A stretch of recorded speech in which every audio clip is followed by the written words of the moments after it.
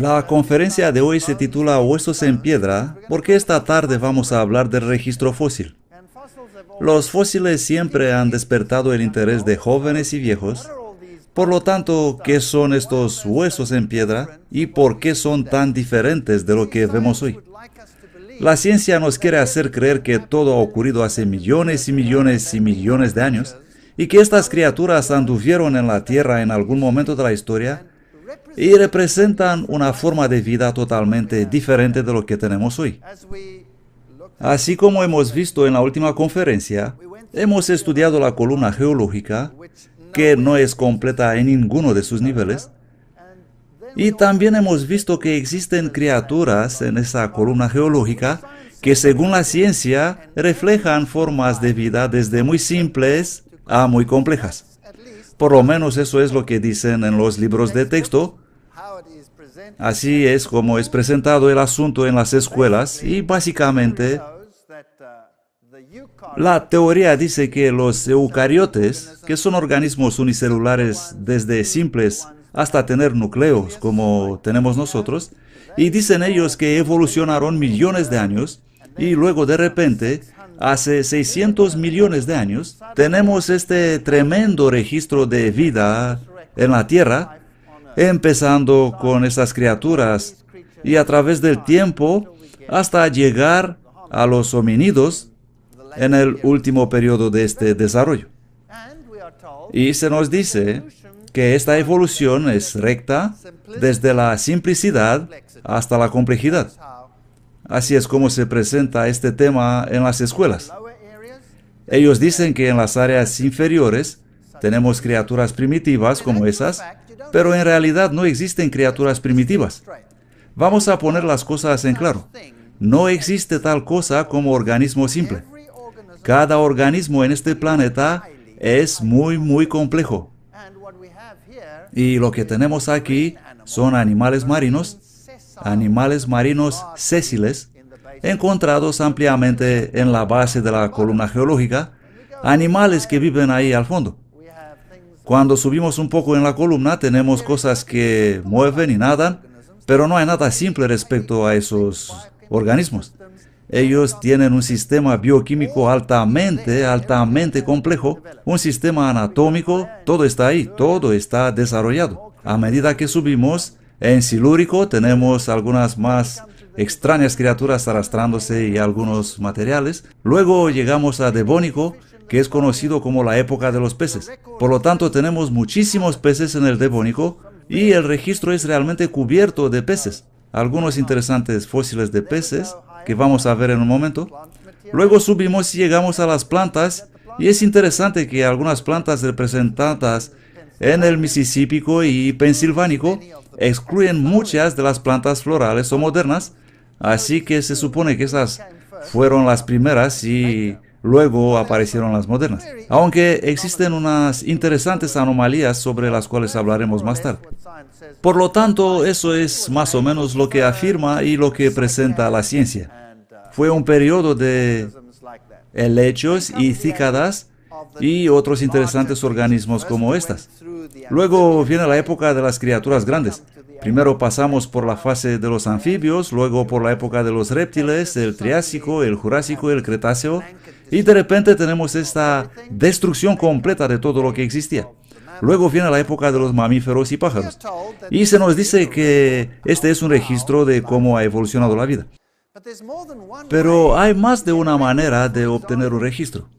Por ejemplo, si yo tengo un estanque en mi jardín y un bulldozer viene con un montón de barro y plump, cubre mi estanque, como sucedió en alguna catástrofe, y si al fondo de mi estanque había algunas plantas y algunos cucarachas y caracoles arrastrándose en el lodo y algunos pececitos de oro nadando en mi estanque y un pato en la superficie, y si todo eso sería cubierto, ellos serían cubiertos en ese orden. Y si un día voy a cavar y encontrar los gusanos en el barro del fondo y los caracoles un poquitín más arriba, y los peces, mis pececitos de oro preservados en el barro un poquito más arriba, y el pato más arriba todavía, Puedo asumir que los gusanos se transformaron en caracoles y los caracoles en peces y luego en patos. No necesariamente, ¿correcto? Los mamíferos y los pájaros tienden a flotar. Así que hay otras formas de explicar esta estructura que encontramos en el registro fósil. Y no tenemos que entrar en mucho detalle, sino que vamos a observar la visión general sobre este asunto.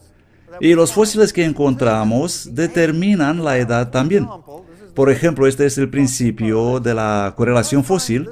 Si encuentro este fósil particular en un nivel, en un lugar específico, y encuentro el mismo fósil en otra zona en un nivel, entonces llego a la conclusión de que estos dos niveles tienen la misma edad. Por lo tanto, ¿cómo se determina la edad de una capa? Mediante los fósiles que existen en esta capa. Así que esta capa recibe su edad del fósil, y el fósil recibe su edad ¿de dónde? De la capa. Este es el razonamiento circular. Así que este es tan viejo como la capa, porque el fósil tiene la edad de la capa, y la capa tiene la edad del fósil, porque el fósil es tan viejo como la capa. ¿Lo comprenden? No hay edad. Cualquier edad que tú quieres ponerle, bueno, está bien, lo que tú quieras.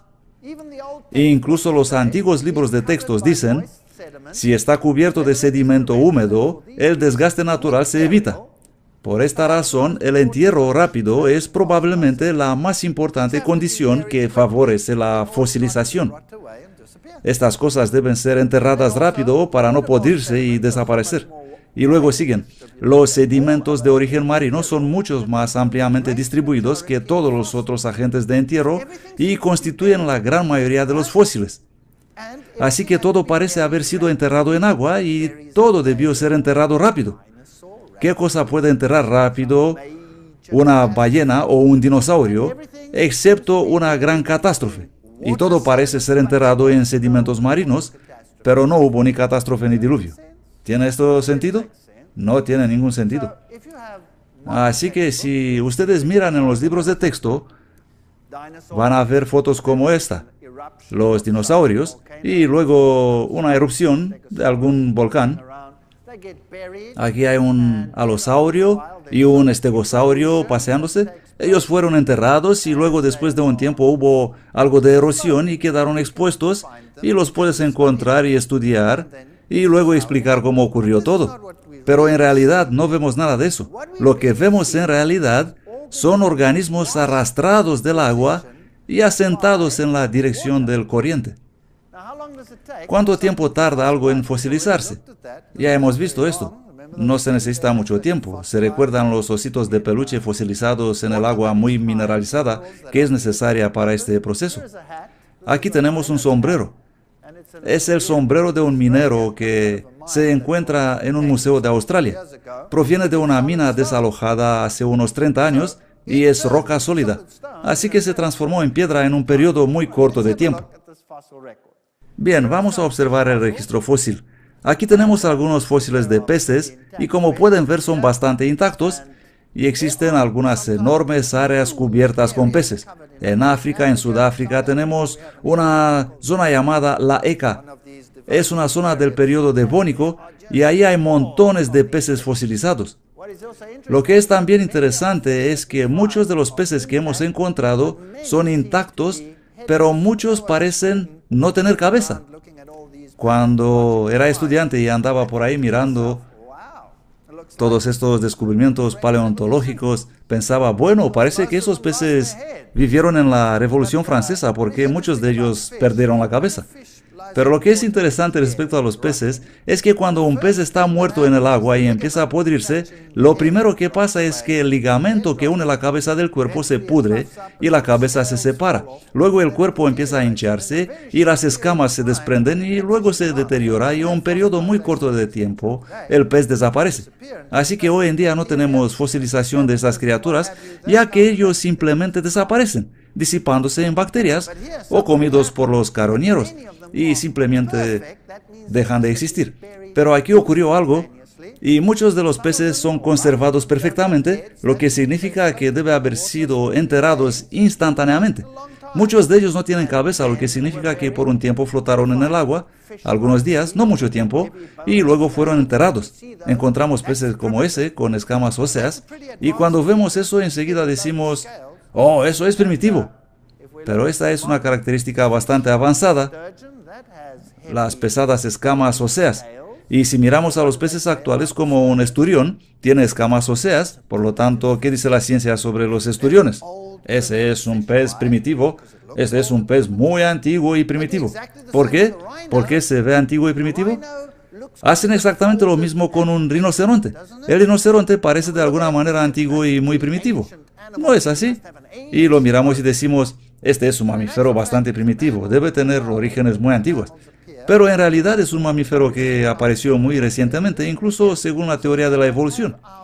Así que no podemos permitir que esta mentalidad establezca fechas. Tenemos que aceptar las evidencias.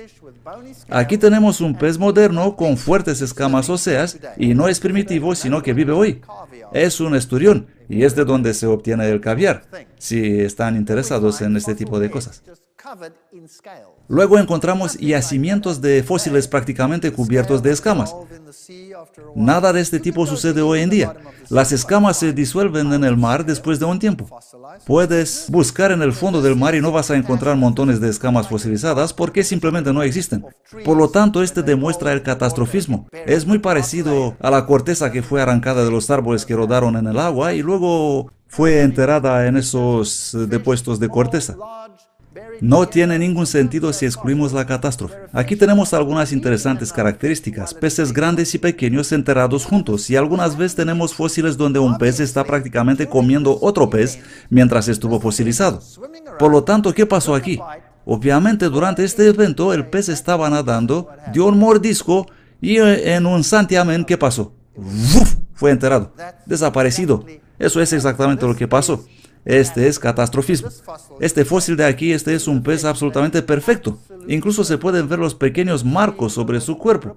Este pez fue literalmente enterrado vivo, instantáneamente, porque está conservado perfectamente, lo que significa que el oxígeno fue cortado instantáneamente. La ciencia nos va a decir que no tenemos un registro completo de registro fósil, porque las criaturas como un cuerpo blando no se fosilizan fácilmente. Esto no es verdad. Existen millones de fósiles de criaturas con cuerpo blando. Aquí tenemos uno. Esta es una medusa. Y pueden ver que está perfectamente conservada. Tenemos todo tipo de criaturas con cuerpo blando y con cuerpo duro perfectamente conservadas en el registro fósil. No existe ninguna razón para que la ciencia afirme que esto no ocurre en el registro fósil, porque no se fosilizan fácilmente. En el libro Evolución de la Vida leemos: repetidamente el viento, el agua y el hielo han cortado y destruido rocas que han sido elevadas para formar continentes. La existencia de un registro fósil sobre todo esto parece bastante remarcable. Observen esto. Tenemos todas las capas geológicas y todas contienen esos fósiles. Si tomamos una cadena de montaña, por ejemplo, que se está erosionando rápidamente y se erosiona hasta desaparecer, ¿qué desapareció? Desapareció un registro de tiempo, con todos los fósiles que contenía. Así que decimos, por ejemplo, el Himalaya se está erosionando por lo menos 2 metros cada 1000 años. Esta es la cifra exacta que da la ciencia. 2 metros cada 1000 años. Eso es lo que desaparece. Ahora, lo que es interesante es que si eso es real, si eso desaparece, ¿por qué la montaña sigue todavía ahí? Bueno, la ciencia da la respuesta y dice que la montaña está todavía ahí porque está siendo levantada. Nosotros llamamos a eso orogénesis, el levantamiento de las montañas. Bien, esta es una teoría bastante buena y en realidad la montaña se está levantando y se puede medir la tasa de levantamiento y eso puede estar más o menos al par con la tasa de erosión de la cima. Pero ahora tenemos un problema. Si este proceso ocurrió durante millones de años, eliminándose la cima y tener todavía la altura porque tenemos el levantamiento de la base, ¿es posible tener todavía el registro de la historia del mundo en la cima? ¿Sí o no? No puedes tener tu pastel si te lo has comido. No puedes eliminar algo y decir que se ha erosionado, pero está todavía ahí porque está siendo levantado desde abajo. Lo único que puedes tener son las cosas de la base que se están levantando arriba. Pero no es así, actualmente tenemos todo el registro grabado allí. Así que eso no es posible. En algún lugar hay una falla en este cuento. De alguna forma hay un problema. ¿Cómo es posible tener todavía el registro fósil cuando se supone que debió ser eliminado una y otra vez por el proceso llamado erosión durante millones y millones de años? Así que algunos científicos hacen estas declaraciones irónicas. La geología histórica es un registro de eventos que nunca ocurrieron en el tiempo que nunca existió. Vamos a echar un vistazo a lo que dice la ciencia. La revista Time recoge de los científicos y luego está esparciendo en todo el mundo para que jóvenes y todos los demás estén al tanto. Evolucionando a velocidad supersónica. Saben, cuando yo era estudiante de posgrado en la universidad se me enseñaba el darwinismo. El darwinismo tiene una lógica, pero el darwinismo requiere lo que nosotros llamamos gradualismo, un cambio gradual en el tiempo de una forma hacia otra. Este es gradualismo. Pero si miramos el récord fósil no vemos gradualismo. Gradualismo significa que deberíamos tener diferencias al paso del tiempo y tener una imagen desde el primitivo hacia el avanzado en el registro fósil. ¿No es esto lógico? Esto es lo que se esperaría, pero no se encuentra en el registro fósil. Lo que en realidad encuentras es que las criaturas están ahí. Así que ahora tenemos un problema. Y entonces aparece el neodarwinismo.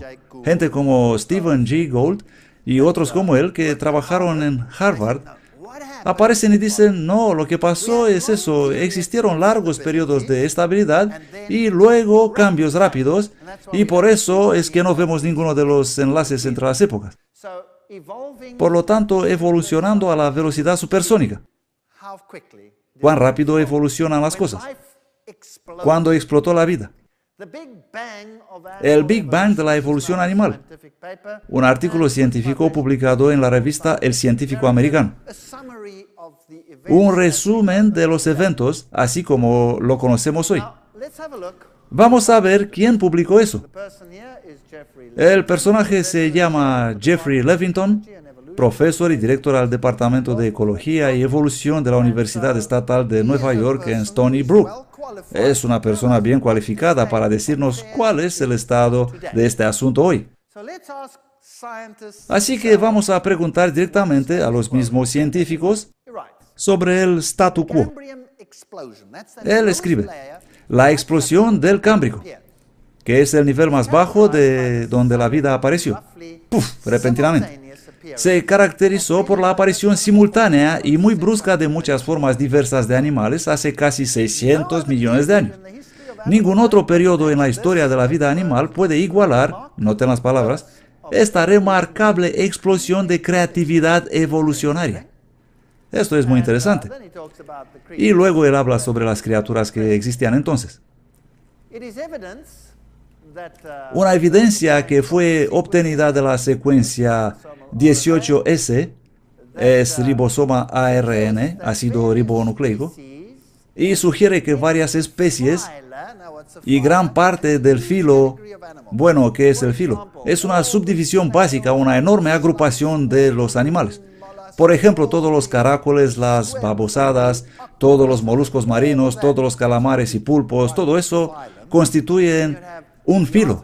Y luego tenemos los antrópodos, los de patas articuladas, todos los cangrejos, todos los insectos, todas las langostas, todo lo que mueve alrededor, ese es otro filo. Así que esos son enormes agrupaciones, categorías de animales. Y ese hombre sugiere que el filo, muchos filos, aparecieron casi instantáneamente. Es decir, ¡pum! Ya estaban ahí. Stephen Jay Gould describe, rápido, resulta ser mucho más rápido que alguien jamás imaginó. Este es un artículo en la revista Naturaleza, sección de paleontología, considerada una de las mejores revistas científicas del mundo. El artículo titulado, Del mismo, no por encima de él. Dice, los antiguos libros de texto declaran que nuestro filo... Ahora, permítanme poner esto en perspectiva. El grupo, el filo del cual nosotros como seres humanos pertenecemos, se supone ser el pináculo de la evolución. ¿Dónde encaja eso? Justo al final del proceso, ¿no es así? Nosotros deberíamos aparecer los últimos, nuestro filo. La cita dice, los antiguos libros de texto declaran que nuestro filo, los cordados, no aparecen hasta el periodo ordovícico, y que esta evolución tardía debe implicar un estatuto avanzado. Pero el esquisto de Burgess contiene un cordado. ¿Qué significa eso? Bueno, ellos identificaron un cordado de la fauna Chengxian que sella la suerte de este esfuerzo equivocado de afirmar particularidades para nuestra ascendencia. Los cordados aparecen en la explosión cámbrica. Ups, ¿qué significa eso? Eso significa que cada filo, cada grupo, incluyendo al que nosotros pertenecemos, estuvo ahí desde el principio. Y esto es un gran problema. Durante las décadas pasadas, sin embargo, el descubrimiento y desarrollo de otra fauna de maravillosamente preservados cuerpos blandos de organismos cámbricos en China ha demostrado que esa completa diversidad se logró dentro de la explosión misma. Eso quiere decir que todo, cada forma de vida, cada especie que existe hoy, estaba ahí ¿desde cuándo? ¿Desde cuándo? Desde el principio. Esto no lo he inventado yo. Estos son científicos del más alto nivel, los más especialistas del mundo. Todo existe ahí desde el principio. En mi propia vida, empecé con mi mentalidad gradualista. Es la única alternativa lógica. El darwinismo es la única alternativa lógica. Pero, por favor, no confundan lo lógico con lo correcto. Algo puede ser perfectamente lógico, pero puede ser perfectamente erróneo al mismo tiempo. ¿Comprenden? Así que el darwinismo es la alternativa lógica en la ciencia y vamos a observar el darwinismo para ver cuáles son los errores del darwinismo. Pero ¿todo apareció al mismo tiempo? Eso no puede ser. Así que tienes que cambiar. Así que hemos inventado la teoría del equilibrio puntuado. Suena muy bonito. Eso significa equilibrio, largos periodos de nada, y luego, pum, de repente, puntual, un cambio rápido, pam, pam, pam, pam, pam, y todo está ahí. Pero comprenden, no es muy difícil dar un paso adelante y decir, si todo fue ahí desde el principio, entonces pudo también existir, ¿qué? La creación. ¿Correcto? ¿No suena lógico? Puedo también existir la creación. Ahora, ¿es esto algo totalmente nuevo? No. Él continúa escribiendo. Charles Darwin enfrentó este reto a sus preferencias gradualistas sobre las cosas que cambian con el tiempo, con característica honestidad, escribiendo en la primera edición de Orígenes de las Especies, que más tarde, por supuesto, desapareció de modo extraño. El caso actualmente permanece inexplicable y puede ser verdaderamente instado como un argumento válido en contra de las opiniones aquí sostenidos. Así que ellos sabían esto desde el principio. Por lo tanto, ¿existe tal cosa como un registro evolutivo que puede demostrar las cosas desarrollándose desde simples a complejas? La respuesta está absolutamente no. Lo que tenemos son organismos totalmente complejos que existen al mismo tiempo. Cuando los científicos intentan promover los árboles evolucionarios como este, en realidad no tenemos árboles revolucionarios. Tenemos lo que se llama campo evolutivo. El árbol tiene un tronco, es decir, empieza con un tronco desarrollando ramas y ramas, así que todo empieza con un simple tronco que se desarrolla a diversas cosas. Y este es el árbol de la vida. Todas estas distintas criaturas por todas partes, empezando desde un simple organismo y transformándose cada vez en más complejos. Esto es lo que la ciencia desearía enseñarnos. Pero en realidad no es así, sino que tenemos un campo, pum, pum, pum, pum, pum, todos los grupos al mismo tiempo. Por lo tanto, las ranas parecidas a esta en actualidad siempre aparecen de igual forma en todo el registro, y los peces siempre son iguales, y los tiburones siempre son tiburones. Y todo lo demás es lo mismo. Cualquier organismo aparece sin cambio, y algunos de ellos ya no existen, pero encontramos otros parecidos en la actualidad. Y los científicos los ponen juntos, sugiriendo que vienen de un antepasado común. Pero esta parte de abajo de aquí, que los enlaza a todos, es ¿qué? Es una conjetura. ¿Que viene de dónde? Viene de la mente humana, no viene del fósil. Es muy importante que comprendamos eso. Y así pasa con los reptiles. Y si tomamos la tortuga, por ejemplo, no vas a encontrar una tortuga medio formada, o una formada solo un cuarto, o una parte de tortuga en desarrollo. Cuando en el registro fósil aparece una tortuga, siempre es que es una tortuga completa. Y punto. Si encontramos un lagarto, siempre es un lagarto completo. Las serpientes son serpientes, etcétera, etcétera. Todo es completo. Y los eslabones dibujados en los libros son simplemente suposiciones. Vamos a echar un vistazo a los criterios requeridos para el proceso evolucionario. Número 1, el proceso de simple a complejo. Esto sería lógico, ¿correcto? Esto es lo que requiere la evolución. Número 2, la evolución requiere el desarrollo desde pequeño a grande. Esto es llamado la ley de Carroll. Carroll fue un científico que dijo, todo debe empezar desde pequeño y crecer. No hay otra manera. Así es lógico. Piensen en eso. No vas a empezar con un rinoceronte y acabar con una ameba. Empezarás con una ameba que se desarrollará hasta llegar a ser un rinoceronte. Así sería lógico, ¿no? Así que esta es una asunción perfectamente lógica que harías si la evolución fuese correcta. Y también si la vida comenzó de alguna manera fortuita en algún lugar del planeta, de repente apareció allí, solo hubiera sido un organismo que supuestamente empezó a multiplicarse cada vez más si la teoría es correcta. Así que empezamos con poca diversidad hasta la gran diversidad. Así sería lógico. Esto es lo que esperarías. ¿Pero qué tenemos? No tenemos eso en absoluto. Tenemos complejidad irreducible. De repente están ahí todos. ¡Pum! Y algunas de las características en lo que tenemos no pueden ser simplificadas. No funcionarán si fueran simplificadas, así que deben ser complejas. Todo tiene que estar ahí al mismo tiempo. Algunos de los organismos y estructuras en los organismos vivos son tan complicados y necesitan tantas partes y bloques de construcción que si no fueran complejos desde el principio no podrían existir. Así que de alguna forma todo debió aparecer al mismo tiempo. Por lo tanto, no tenemos el progreso desde simple a complejo, sino que todo fue siempre complejo. ¿Tenemos el desarrollo de pequeño a grande? No. Si vamos en la historia del pasado, todo era grande y enorme y mucho más grandioso de lo que vemos hoy. Hoy tenemos solamente una pequeña fracción de lo que solía existir en términos de tamaño y en términos de diversidad. Tenemos la diversidad invertida. Esperaríamos la diversidad desde poco a mucho, pero nos encontramos con muchas más criaturas en el pasado de lo que existen hoy en día. De hecho, solo nos queda una mínima parte de lo que solía vivir en el planeta.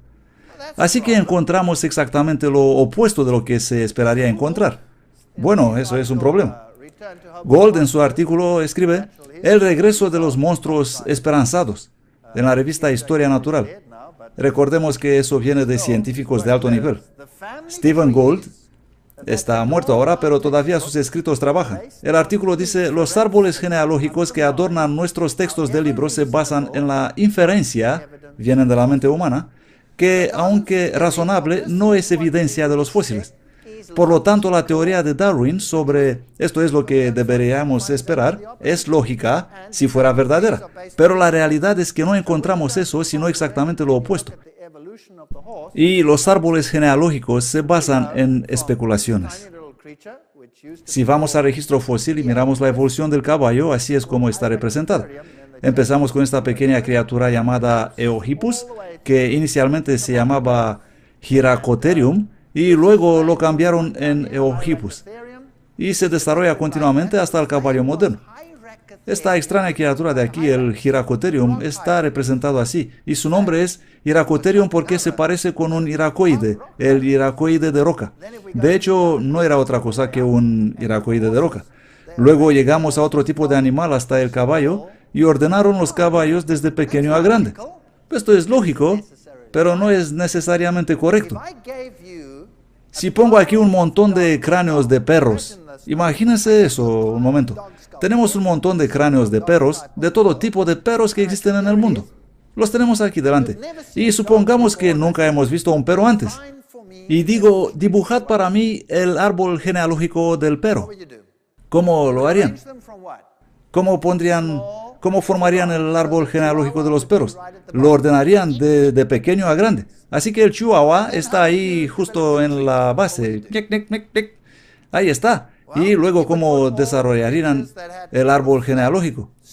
Bueno, podrían cada criatura según su anchura, su altura, su grosura, en una rama u otra, ¿no es así? Así que tendrían los perros gordos y pequeños en una parte, y los altos y flacos en otra parte, y en el medio los géneros intermedios, y en otra rama a los alargados y parecidos a una salchicha, y los afganos con su hocico largo, y dibujarían un bonito árbol genealógico. Y estaría perfectamente lógico, pero ¿estaría correcto? No. Sería absolutamente equivocado. ¿Por qué? Porque no todos los perros vienen de Chihuahua. De hecho, ellos vienen de los lobos y la evolución es inexistente. Es solamente la variedad encontrada en la reserva genética, desde pequeño a grande. Por lo tanto, no es algo que te puede hacer pensar que refleja la evolución en absoluto. Eso es algo inventado por la mente humana. Y lo mismo pasa aquí. ¿Fueron esas criaturas enterradas en el registro fósil en esta secuencia desde pequeño a grande? ¿Sí o no? La respuesta es no. Estuvieron ahí todas al mismo tiempo, fueron contemporáneas. Pero le das un montón de huesos a un científico y él va al laboratorio y empieza a ponerlos y ordenarlos, dibujar luego el árbol genealógico basado en suposiciones y especulaciones, pero no en el registro fósil, sin tener absolutamente ninguna evidencia. ¿Tenemos hoy en día caballos pequeños? Sí.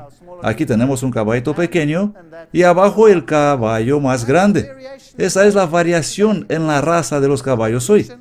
Eso no tiene nada que ver con la evolución, nada que ver con la evolución. Ese es un caballo antiguo y ese es un caballo moderno. No. Los dos viven al mismo tiempo. Tenemos una toda gama aquí. Esos caballos son criaturas magníficas, pero son totalmente distintos a otros caballos.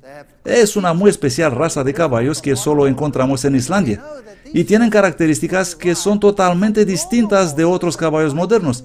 Pero sabemos que estos caballos son derivados de los caballos normales, que los vikingos llevaron a la Islandia hace 1200 años.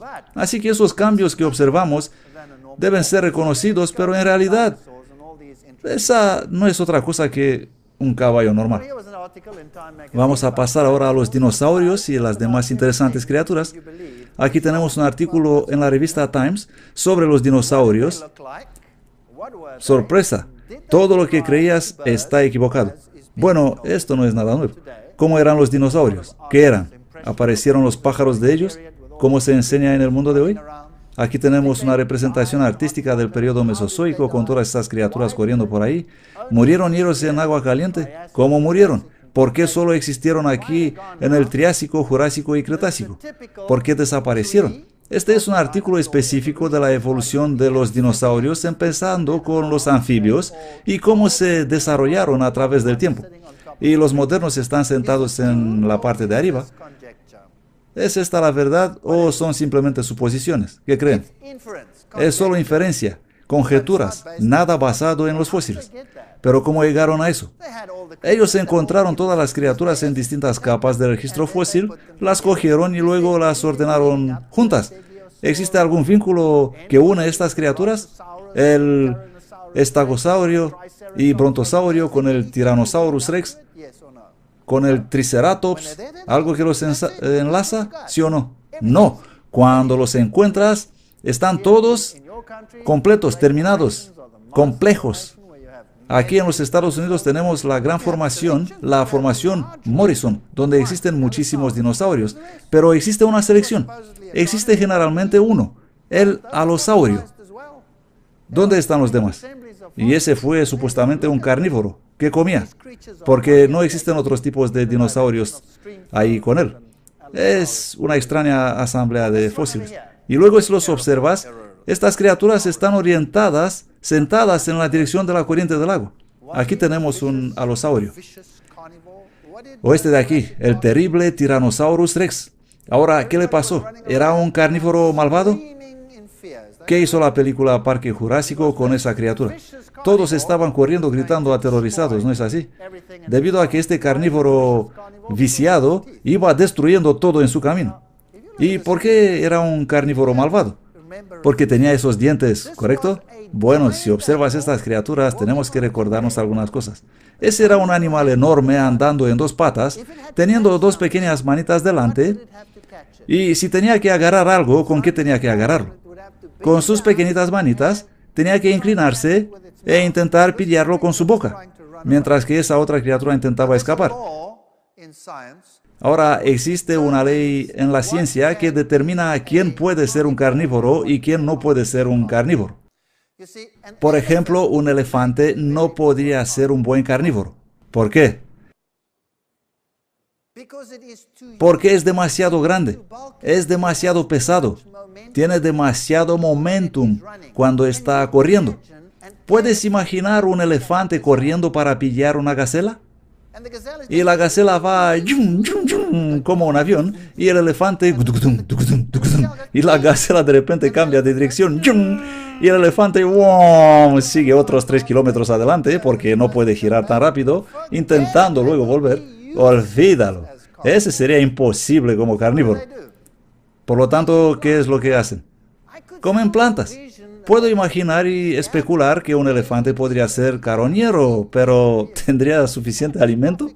Sería una vida catastrófica si pensamos que un pequeño zorro apenas encuentra su comida hoy en día. ¿No es así?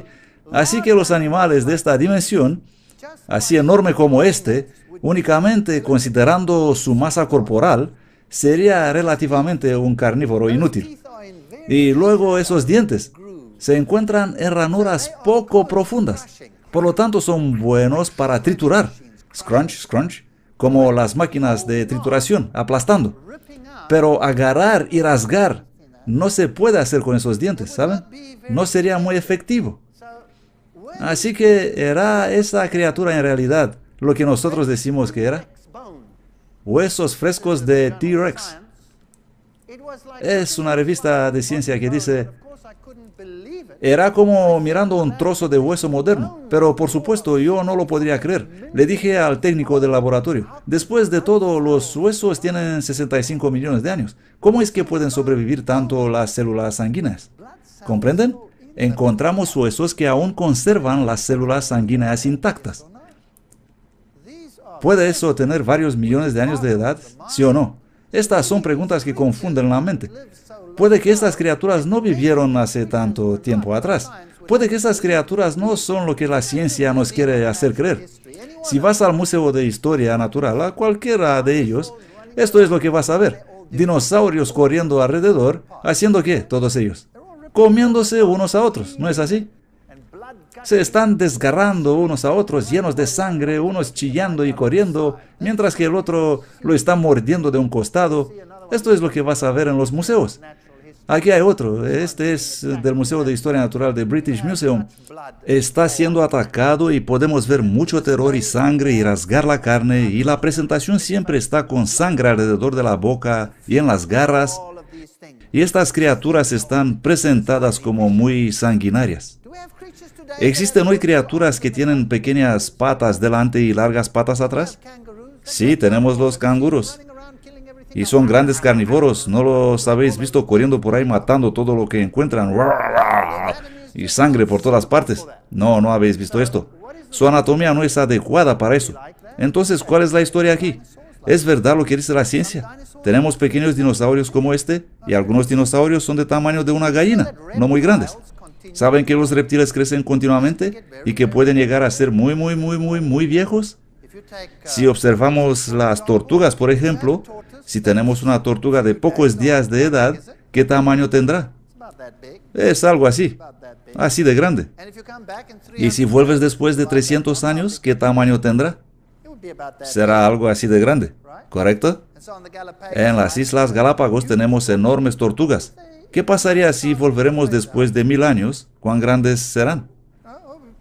Bueno, encontraríamos algo muy grande, ¿no? Y de hecho tenemos algunas criaturas asombrosas hoy día. Aquí podemos ver una presentada en el Museo de Historia Natural de Londres. Se puede ver lo grande que es. Esas criaturas solían ser verdaderamente grandes. Y probablemente esta criatura era una criatura de pántano andando por las lagunas y alimentándose de ellas. A su lado tenemos un Triceratops, obviamente un comedor de plantas. Miren su boca. Es exactamente como la de cualquier criatura que se alimenta de plantas. Las tortugas tienen bocas como esta, así que esta criatura era herbívora. Y tenía esos cuernos peligrosísimos. ¿Por qué? Ya sabes, tenía que protegerse. ¿De quién? Pues de esos carnívoros malvados. Tenía ese enorme mecanismo de defensa que cumplía su trabajo. Esto es lo que la ciencia enseña a los jóvenes hoy en día. Y esta es la imagen que todos tenemos en la mente. Hola, ¿qué es eso? Es un camaleón. Y tiene 3 cuernos ahí. Es un Triceratops moderno. Uno pequeño. Algunos camaleones son así de grandes, otros son pequeñitos. Tenemos mucha variedad. Y esos cuernos seguramente son para protegerle de los carnívoros sanguinarios que pululan por ahí. ¿Verdadero o falso? Muy falso. ¿Para qué sirven esos cuernos? Esos cuernos están ahí para darle una apariencia más sexy. Exactamente por eso. Cuando una hembra mira esos cuernos, ella simplemente se desmaya. Eso es lo que pasa. Eso es una cosa muy común en la naturaleza. Si observamos los renos, por ejemplo, ¿qué aspecto tiene un reno en la temporada de reproducción? ¿Qué aspecto tiene el macho? Tiene esos enormes cuernos. Es tan impresionante, ¿verdad? Y cuanto más grandes son, más presumido es, ¿no? Y en la temporada de reproducción, los machos chocan sus cuernos y las hembras miran y se quedan muy impresionadas. Y el tío con los cuernos más grandes, ya saben cómo hoy en día el tío con el peinado más chulo coge a la chica. Así funcionan las cosas. Todo funciona así. ¿Y qué pasa después de la temporada de reproducción con los cuernos del reno? Se caen. ¿Y qué pasaría si vienen los carnívoros a por él? Pues tendría problemas en la mayor parte del año, ¿correcto? Porque no tiene ninguna protección. Esta es una mentalidad que fue plantada en las mentes de los seres humanos y que no tiene ninguna base en la realidad. Y esas criaturas probablemente no son muy distintas de los lagartos y otros animales que vemos hoy, exceptuando el tamaño, porque todo solía ser muy grande. Encontramos huevos de dinosaurios, sí, y los museos los exponen en pequeños nidos pretendiendo que todo es muy normal, que no ha pasado nada extraño. Sí encontramos huevos, pero ¿cómo los encontramos en el registro fósil? Todos fueron arrasados por grandes inundaciones. Todos han sido enterrados en depósitos de inundaciones catastróficas. No existen absolutamente ningún lugar donde se puede encontrar un nido de forma natural para apoyar las pretensiones de la ciencia. Huellas de dinosaurios por todas partes.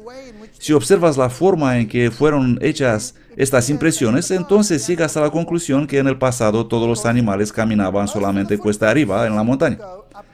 Porque la mayoría de las huellas están en dirección arriba. Si observas la topografía actual, tienes que prestar atención a cómo era en el pasado, porque pudieron haber existido elevaciones y depresiones del terreno. Y cuando estos animales pisaron el suelo, dejaron impresiones en el barro y todas están en dirección hacia arriba. ¿Por qué estarían los animales corriendo cuesta arriba? ¿Qué puede hacer a los animales correr cuesta arriba? ¿Puede que el aumento del nivel del agua en una inundación sería una posibilidad esa?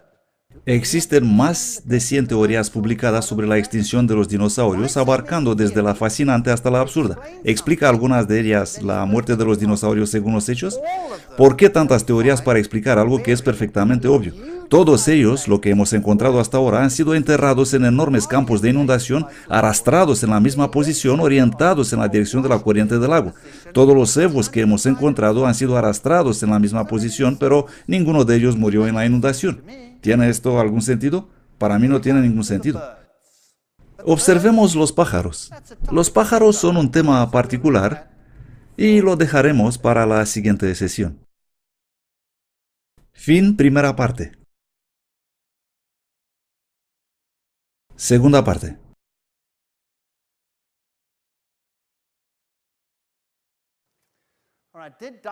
Bueno, ¿se transformaron los dinosaurios en pájaros?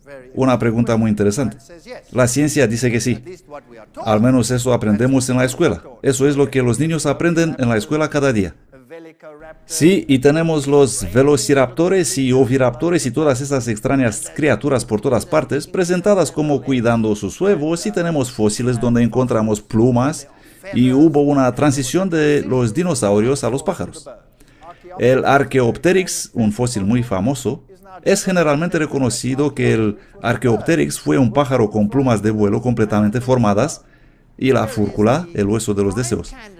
Aquí tenemos el primer candidato actual para la transición. Este es el Sinosauropteryx. Y ahí está el fósil y observamos atentamente y podemos ver esas pequeñas cosas aquí que parecen ser impresiones de plumas, aunque no son muy claras como huellas de plumas en absoluto. Y veremos lo que los científicos del más alto nivel tienen que decir. Estas todas son publicaciones de revistas como el Diario de la Ciencia, que es el equivalente a la revista Naturaleza. Grandes publicaciones. Las nuevas investigaciones muestran que las aves carecen del pulgar embriónico que tienen los dinosaurios, eso sugiriendo que es casi imposible que las especies sean estrechamente relacionadas. Y otra declaración, un equipo dirigido por el experto en aves Alan Feduxia, presidente de biología en la Universidad de Carolina del Norte, ha estudiado los embriones de aves en el microscopio y publicaron sus estudios en la revista Ciencia. Un equipo dirigido por John Rubin, un experto en fisiología respiratoria en la Universidad Estatal de Oregón, ha estudiado también los contornos fósiles de los órganos internos del Sinosauropteryx. Sus pulmones parecidos a unos fuelles no pudieron haber evolucionado para convertirse en los pulmones de alto rendimiento de las aves modernas. ¿Comprenden?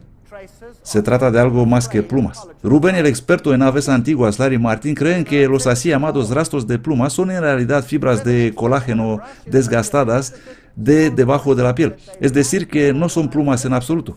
El experto en plumas Alan Brosh de la Universidad Connecticut señala que los rastros carecen de la organización que se encuentran en las plumas modernas. Por lo tanto, no son plumas en absoluto. Esto es lo que dicen. Y si miramos los pulmones, por ejemplo, en el primer caso los mamíferos tienen pulmones como este, donde el aire entra en un pequeño saco como un globo, y cuando respiramos el globo se llena, y cuando expiramos el globo se vacía. Y así funcionan nuestros pulmones. Cada vez que llenamos los pulmones, mezclamos el aire de afuera con el aire que se encuentra allá en el pulmón, y resulta menos oxígeno que si esa mezcla no se produciría. Si vas subiendo una cuesta y llegas a cierta altitud, te quedas sin aliento. ¿Por qué? El aire es más rarificado, hay menos oxígeno y estás soplando difícilmente y haciendo la mezcla. Si subes en la cima del monte Everest, ¿qué tendrás que llevar contigo para sobrevivir? Botellas de oxígeno. Tendrás que llevar botellas de oxígeno. Y estarías ahí con tu botella de oxígeno intentando sobrevivir y descansando y disfrutando el panorama, y escuchas cuac, cuac, cuac, cuac, cuac. ¿Y quién vuela por encima? Una bandada de gansos. Y dices, ¿qué tienen ellos si yo no tengo, que pueden volar por ahí y yo apenas puedo respirar a esta altura? Las aves tienen pulmones distintos. No tienen esos sacos donde se hace la mezcla de aire, como en nuestro caso, sino que tienen un grupo de sacos antes de los pulmones y un grupo de sacos después de los pulmones. Y el aire pasa de unos a otros a través de pequeños tubos. La anatomía y la fisiología es totalmente distinta en los pulmones de las aves que en los pulmones de los reptiles o en los pulmones de los mamíferos. Por lo tanto, no se pudieron transformar unos en otros. Y también las plumas son estructuras altamente complejas que jamás se pudieron desarrollar progresivamente para ser eficientes. Tuvieron que estar ahí totalmente formadas o ser inútiles para el vuelo. Una de dos. Así que aquí tenemos enormes problemas fisiológicos. Veamos más declaraciones científicas. Thor Olson, conservador de aves del Museo Nacional de Historia Natural del Instituto Smithsonian, escribió en respuesta a un artículo de National Geographic que acababa de declarar a todo el mundo que es un hecho que las aves vienen de los dinosaurios. Veamos qué tiene que decir este experto. Las imágenes de dinosaurios emplumados son simplemente imaginarias y no pueden ser consideradas excepto en la ciencia ficción. ¿Cuántas veces han oído eso en la escuela? Que los dinosaurios se transformaron en pájaros. Es totalmente falso. Es solo propaganda. De hecho, es una ciencia desleal porque se basa en una mentira. La idea de dinosaurios emplumados y del origen terópodo de las aves es activamente promovido por un grupo de científicos emocionados que actúan en conjunto con ciertos editores de la revista Naturaleza y National Geographic. Parece existir una agenda en el mundo científico. Esos científicos se erigieron en portavoces altamente partidistas y proselitistas de la fe. La verdad y el estudio científico cuidadoso de las evidencias se cuentan entre las primeras víctimas en sus programas de televisión, convirtiéndose ahora en uno de los más grandes fraudes científicos de nuestra época. El equivalente paleontológico de la fusión fría. No existe tal cosa. Pero nuestros hijos están siendo sometidos a esta mentira todos los días.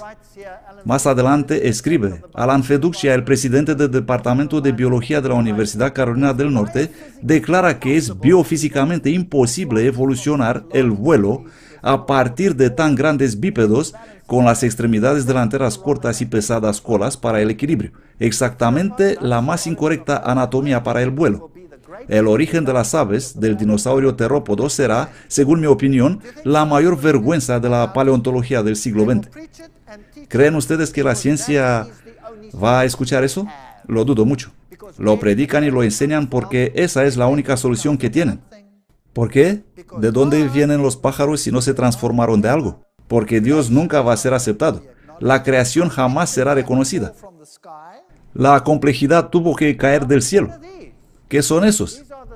Esas son las famosas piedras Ica de Perú. ¿Y qué son estas piedras? Estas son piedras que vienen de las antiguas culturas indígenas. ¿Y qué vemos ahí? Yo veo un triceratops. Aquí se puede ver con perfecta claridad. Esos son reptiles voladoras. Son pterodáctilos, sin ninguna duda. Y hay personas montadas sobre ellos. Muy interesante. Muchas criaturas en las piedras Ica. ¿Acaso es posible que el hombre y esas criaturas fueron contemporáneos? ¿De dónde provienen todas las leyendas con dragones y combates? ¿Sabe que los escritores antiguos que ni siquiera escribieron alguna vez sobre la ciencia, los poetas o simplemente los historiadores, escribiendo generalmente, solo mencionando de paso a esas criaturas que ellos llamaban dragones, dicen que vivían en África o en la jungla por ahí y por todas partes, siendo muy comunes para ellos? Existen muchísimas ocasiones cuando tenemos registros de tales descripciones y luego encontramos cosas extrañas como esas piedras. No creo que los lagartos del pasado eran muy distintos de los lagartos que tenemos hoy. Si observamos este lagarto moderno que vive hoy, el basilisco, que vive en los corrientes de la jungla, y miramos esta criatura, ¿no se parece a algo de ciencia ficción? ¿No es muy mono? Creo que es absolutamente encantador. Pero imagínese que un paleontólogo pone la mano en este fósil. ¿Qué hará con él? Sería la criatura más feroz bajo el sol, cuando en realidad es una linda pequeña criatura que vive ahí para encantarnos la vista. George Gaylord Simpson, uno de los décanos de la evolución, dice: se ha sugerido que todos los animales están ahora especializados y que las formas generalizadas de las cuales dependen los grandes desarrollos revolucionarios están ausentes. En realidad, todos los animales han sido siempre más o menos especializados y una forma de vida generalizada es puramente un mito o una abstracción. ¿Qué significa eso en el lenguaje sencillo? Él dice que no existe tal cosa como un animal simple que se complicó. Es un mito. Cuando observamos el registro fósil, todo está complicado al mismo tiempo. ¿Qué es lo que tenemos en el mundo de hoy? Los científicos concuerdan que el mundo se confronta con una extinción en masa. Un cuarto de los mamíferos amenazados con la extinción. Han quedado solo 10% de los peces del océano. Estos son datos conocidos en todo el mundo, hechos reales. Por lo tanto, todo está desapareciendo. Lo que explica por qué en el pasado había mucho más de lo que existe ahora. Y eso parece lógico. Si estamos poco a poco lentamente erradicando las cosas mediante la extinción, tarde o temprano vamos a tener que nos quedamos sin nada. La selección natural está haciendo un gran trabajo eliminando todo del planeta. Y si miramos al pasado, vemos un mundo mucho más grandioso de lo que tenemos hoy. Y la ciencia está distorsionando el panorama. Pero no se trata de lo que se les parece a ellos. Esas criaturas existieron en realidad. Así que, jóvenes amigos, si el mundo será restaurado a lo que solía ser, cuán encantador sería todo. ¿Cuántas criaturas habrá? Observando el registro fósil encontramos extrañas criaturas del pasado que hoy ya no existen. ¿Pero qué es una amonita? Las amonitas son criaturas altamente complejas, parecidas con los calamares que viven en una concha y nadando por el mar, al igual que los calamares modernos sin concha. Aquí tenemos estas criaturas muy complejas. No hay nada sencillo en ellas. Estos son trilóbites, descritos por la ciencia como muy antiguos y como los primeros organismos que evolucionaron, lo que es basura, porque ya hemos visto que todo existió ahí al mismo tiempo y que son ellos. Son antrópodos de alta complejidad, ya no viven hoy, pero no hay nada sencillo sobre ellos en absoluto. Cavaban túneles y tenían todo el equipamiento que necesitaban desde el principio. Este es Nautilus, un así llamado muy antiguo fósil. Así es como vive hoy, y este es uno fosilizado. Y podemos ver que son idénticos, nada ha cambiado. Si miramos los organismos marinos como esta estrella de mar, las ofiuras y todas estas criaturas, ahí está el fósil y estas son las formas vivientes, y vemos que nada ha cambiado, nada. Cuando aparecieron eran así, actualmente son iguales. Estas son algunas formas fósiles que podemos ver, todo es idéntico con lo que podemos ver, nada ha cambiado. Así que ¿dónde está el cuento del sencillo al complejo? No existe. ¿Están ahí o no están ahí? Miren esto. Crinoides, lirios del mar, muy complejos exactamente como en el pasado los podemos ver hoy. Encontramos conchas en el registro fósil y encontramos conchas vivas. Encontramos fósiles de tortugas y esa es una viva en la actualidad.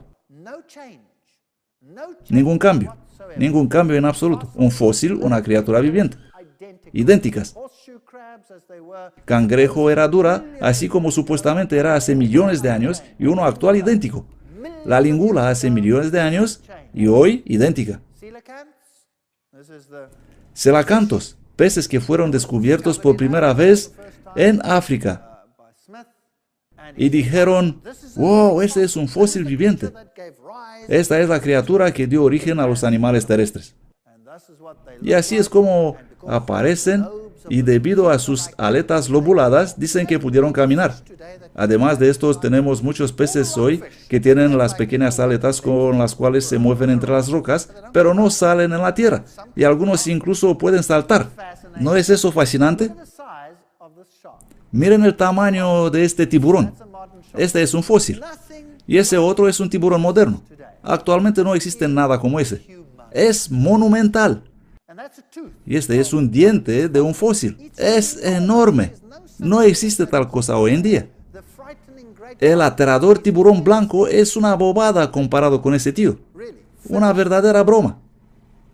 Aquí tenemos un tuatara, el famoso esfenodonte de Nueva Zelanda, y exactamente como lo vemos hoy lo encontramos en el registro fósil. Y estas criaturas, como esta gigante tortuga de Galápagos, están en el registro fósil exactamente como las actuales. Imagínense estas maravillosas criaturas, estas iguanas. Si tendrán 1000 años para crecer, ¿qué tamaño tendrán? Bueno, probablemente podríamos llenar esta sala con una de ellas. Sería de miedo, ¿no es así? ¿Pero qué comen estas criaturas? ¿Son dinosaurios sanguinarios? Bueno, si los científicos encontrarían algún fósil, eso es lo que dirían. Los están poniendo en los museos llenos de sangre, ¿correcto? ¿Pero con qué se alimentan? Con algas, eso es lo que comen. Nadie tiene que adivinar, porque es obvio lo que comen. O esta iguana terrestre de Galápagos, que come plantas también, y algunas comen carne, y hablaremos de ellas en otra conferencia. El monstruo de Gila, los dacipódidos, los didéfidos, los cocodrilos, exactamente como los vemos hoy, así eran en el pasado. Ningún cambio, ninguno en absoluto. Y nosotros creemos que los cocodrilos son grandes. ¿Saben qué? Los cocodrilos que viven hoy son juguetes comparados con los que existían en el pasado. ¿Quieren ver la diferencia? Les voy a mostrar la diferencia. Aquí tenemos un armadillo gigante, y este es un fósil de cocodrilo. Y en el segundo plano un cráneo de cocodrilo moderno. No hay ninguna diferencia en la anatomía, por lo tanto no existe evolución aquí, sino únicamente una gran diferencia que es de qué. Este tío es simplemente enorme. Es tan enorme que ni siquiera puedes imaginarlo. Si te encontrarías con este cocodrilo, sabrás que has visto un cocodrilo de verdad. Es aterrador. Ahora, ¿por qué es tan grande? ¿Por qué es tan grande? Es esta evolución. ¿Qué enseña la evolución? ¿Que vas de qué a qué? De pequeño a grande. Pero aquí vamos de algo gigante a una miniatura. Yo he jugado con miniaturas, pero casi no existen hoy, sino juguetes de Lego. Esa es la comparación. Por lo tanto, ¿qué pasó? ¿Por qué son estas criaturas tan enormes? Puede que las circunstancias en el pasado eran ideales. Había mucha comida por todas partes, las condiciones eran perfectas, las temperaturas eran perfectas y tenían mucho tiempo para crecer sin que nadie los amenace con la extinción, y ahí estaban enormes, gigantes. Esta no es evolución. Lo que tenemos es involución. Vamos cuesta abajo. Miremos el mundo de los insectos. Este es un fósil de insecto con alas rectas y la ciencia dice, es primitivo, es primitivo. ¿Por qué es primitivo? Porque dicen ellos las alas son escamas modificadas. Pero hay un gran problema. Existe un gran problema porque las escamas y las alas no se pueden desarrollar en los mismos niveles anatómicos. Un grave problema. No se pueden desarrollar una a partir de otra. Pero la ciencia dice de alguna forma deben haber obtenido las alas. Así que son escamas modificadas. Ahora, esta criatura no puede doblar sus alas. Obviamente, si pudiera doblar sus alas y ponerlas atrás debajo de una cubierta, esa sería una característica avanzada, ¿correcto? Así que ese insecto debe ser primitivo, así dice la mentalidad científica. Por lo tanto, alas rectas no se doblan, no se pueden poner atrás en la espalda escondidas. ¿Es eso primitivo o avanzado? ¿Es primitivo? No, todo existió al mismo tiempo. Ese error solo viene de la mente de los científicos. Miren esta avispa perfectamente formada, pero sus alas son rectas. ¿Es primitiva? No. ¿Por qué debería ser? Esta es otra. Este es el fósil y este blanco es el que vive hoy. Si observamos esta criatura, vamos a decir, oh, es primitivo, porque no puede doblar sus alas. ¿Sabían que los científicos usaron la libélula para construir el helicóptero? Pero el helicóptero solo puede hacer poca cosa comparado con la libélula. Esta criatura puede ir zum, zum, zum, en cualquier dirección quiere instantáneamente. Es asombroso, es magnífico, absolutamente increíble. Y nosotros no podemos siquiera copiarla. Es tan perfecta, pero es primitiva. ¿Por qué? Porque tiene alas rectas. Y si observamos las alas que se pueden doblar como esas de escarabajo, ¿son estas avanzadas? Entonces, ¿por qué los escarabajos y las libélulas se encuentran en el registro fósil al mismo tiempo? ¿O qué hay sobre ese problema? ¿Por qué encontramos nidos de abeja en el registro fósil mucho antes de la aparición de las plantas con flores? ¿Qué comían? ¿Esperaron unos 50.000 millones de años para encontrar algo para comer? Creo que hay un problema con eso. Aquí tenemos una mantis religiosa, la verde, y aquí tenemos un fósil, sin ningún cambio, las dos iguales. Aquí tenemos el ojo de un insecto. Una de las estructuras más complejas conocidas en el mundo hoy. Ese ojo funciona completamente distinto al nuestro. Nuestro ojo es una pesadilla para los evolucionistas, pero este ojo es aún más pesadilla para ellos, porque está construido de pequeños espejos perfectamente construidos y cada uno de ellos debe estar en absolutamente perfecta condición para funcionar. Esta perfección no se puede obtener con el tiempo, y son cientos de ellos reflejando la luz de manera absolutamente perfecta. De hecho, NASA usa este ojo para construir los espejos de los telescopios que usan en el espacio. Usan este ojo como modelo, porque es absolutamente perfecto. ¿Cómo se consiguió eso? Simplemente así, instantáneamente. Porque no hay manera progresiva de que llegue a funcionar. Debió ser formado todo desde el principio. ¿Tenemos alguna evidencia en el registro fósil que hubo un proceso evolutivo del ojo? No. Aquí lo tenemos. Probablemente el insecto más antiguo encontrado, y este es su ojo. Es un fósil encajado en ámbar, y es perfecto, completo e igual a los actuales. Y aquí tenemos otro insecto en ámbar, y son iguales como los que viven hoy, sin ningún cambio. No existe ninguna evidencia en ninguna parte de algún cambio. Esta es una hormiga en ámbar. No me extraña que estas hormigas están hablando entre ellas. No me lo puedo creer, Fred. Hace 60 millones de años que te he visto la última vez y no has cambiado nada. Por lo tanto, ¿es verdad lo que nos dice la ciencia? ¿Que hemos evolucionado desde simple a complejo? ¿Es esto verdad? No. Hay muchos científicos que reconocen que todo debió ser complejo desde el principio. No existe de simple a complejo. No existe en absoluto. ¿Es verdad que hemos evolucionado de pequeño a grande? No. Vamos de grande a pequeño. Por lo tanto, ¿vamos evolucionando o vamos involucionando? Vamos cuesta abajo. ¿Es verdad que vamos de poca diversidad a mucha diversidad? No. La extinción elimina cada vez más y más y más del planeta y los científicos por allá en el mundo gritan y dicen que si no paramos eso nos vamos a quedar sin nada. Así que vamos de mucha diversidad a poca diversidad. ¿Es verdad que los animales aparecieron gradualmente en el tiempo o aparecieron repentinamente? ¿Qué muestran las evidencias científicas que acabamos de ver? Que todo apareció de repente al mismo tiempo. Piensen en esto. Yo no me invento nada. Yo solía ser un evolucionista. Solía creer en la evolución. De hecho, odiaba a Dios y no tenía nada que ver con él. Y no tenía otra alternativa que ser evolucionista porque había sacado a Dios de la ecuación. Y no me quedaba otra opción. Y no era un hipócrita, sino que estaba buscando una solución. Y esa era la única opción disponible, ser evolucionista. E incluso como evolucionista tuve que cambiar de gradualismo a equilibrismo, al equilibrio puntuado. ¿Por qué? Porque el registro fósil no me decía lo que debería decirme. Simplemente no lo hacía y no lo puede hacer, según hemos visto también en el mundo científico hoy mismo. Y tuve que cambiar. ¿Y cuál es la cuestión? Si todo existió ahí en el mismo tiempo, no hay diferencia entre eso y el creacionismo, excepto que se está excluyendo ¿qué? A Dios. Eso es. Lo único que se deja afuera del esquema es Dios. Ellos lo llaman explosión repentina de creatividad evolutiva y simplemente dejan a Dios fuera de la ecuación. Esto es todo. Así que ¿existe Dios o no existe Dios?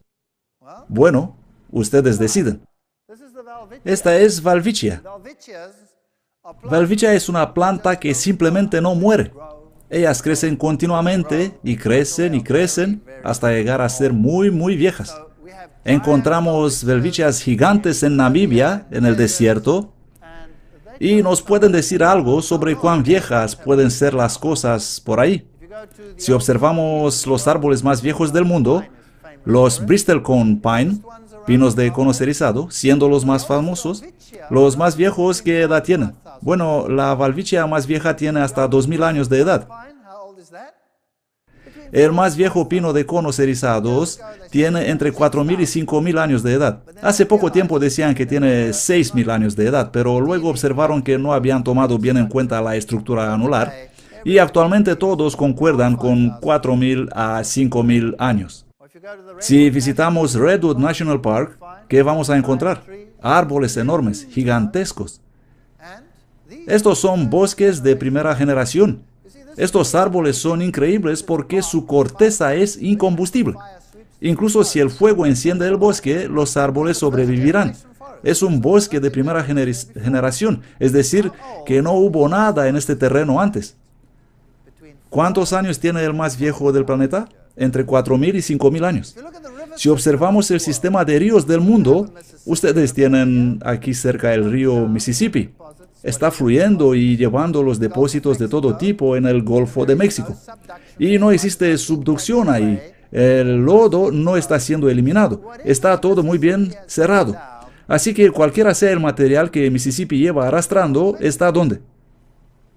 En el Golfo de México. Lo mismo pasa con el Nilo. Cualquiera sea el material que Nilo lleva depositando, ¿dónde se encuentra? En el Mediterráneo.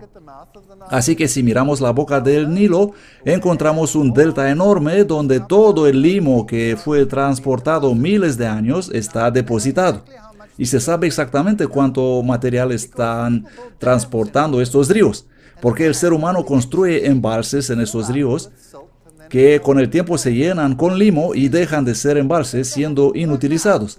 Así que actualmente se trabaja intensamente para decidirse si es económicamente factible construir los embalses de esa manera. Y para medir las cantidades de material depositado, ellos ponen redes y dispositivos en el agua para calcular la cantidad de deposición anual y hacen eso por varios años para determinar cuánto tiempo pasará hasta que el embalse deja de ser útil. Eso es muy lógico, ¿no es así? Hicieron eso en el Nilo y tomaron fotografías de satélite y determinaron cuánto material llevó el Nilo en toda su vida. ¿Y saben qué? No existe ningún río más viejo de 4.000 a 5.000 años. No existe. No existe ninguna planta más vieja de 4.000, 5.000 años. Pero alguien puede decir, hey, para un momento. Tenemos evidencias arqueológicas, tenemos evidencias de las naciones de China que existieron y cosas más antiguas que eso. Sí, cuando era niño escuchaba eso. Cuando me enseñaban egiptología, ¿qué decían? Egipto existe desde cuántos miles de años antes de Cristo. Y luego las evidencias se amontonaron. ¿Y qué pasó con esas fechas? ¿Qué les hicieron? ¿Qué pasó con las fechas de China, con las fechas de Egipto, con las fechas de Mesopotamia? Pues se volvieron cada vez más cortas y más cortas y más cortas, y actualmente es que alguien es atrevido si dice 3.000 años antes de Cristo. Pero por cierto, si habla de 5.000 años, le van a estigmatizar. ¿Por qué? Porque ellos saben que en un par de semanas, el tiempo se acortará. ¿Por qué? Saben, en el pasado solían poner todos los reyes de modo secuencial. Decían este reino aquí, y el otro aquí, y el otro aquí, y el siguiente aquí, y tenían una larga lista de reyes por mucho tiempo. Porque sabían que este rey había gobernado tantos años, y el otro tantos años, un largo periodo de tiempo. Luego un día descubrieron, sí, que fueron padre e hijo gobernando al mismo tiempo. Y un padre y 3 hijos gobernando al mismo tiempo. Y de este modo el tiempo se acortó. Y luego se acortó más. Y finalmente llegamos a un interesante escenario. Si tomamos la historia de Europa, por ejemplo. Hombre, si hemos existido durante millones de años, ¿por qué solamente podemos rastrear la historia de Europa por unas pocas décadas? Siglos, o tal vez un milenio o 2 antes de Cristo, y antes de eso nada. Inglaterra, no había nada en esta isla 2.000 años antes de Cristo. Nada estaba pasando ahí. Así que verdaderamente estamos tratando con un fenómeno muy interesante. Y estos árboles, sí, son enormes. Puedes incluso pasar con el coche a través de ellos.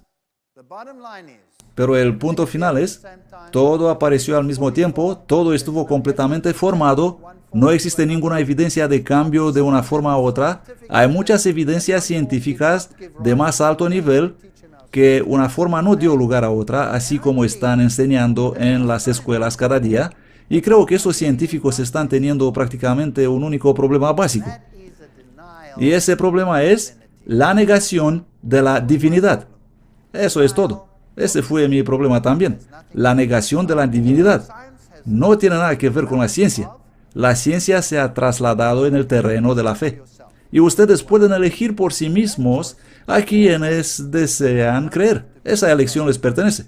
Pero no es necesario estar expuesto a mentiras con el fin de encajar una teoría. Gracias.